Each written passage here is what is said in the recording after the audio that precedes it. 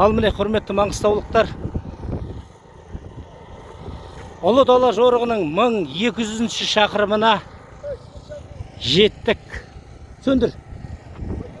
Алла бұйыртса, бірер минуттардан кейін біздің Маңғыстаудың Көкмойнақ командасы көштің алдын бастап мәреден кіретін болады.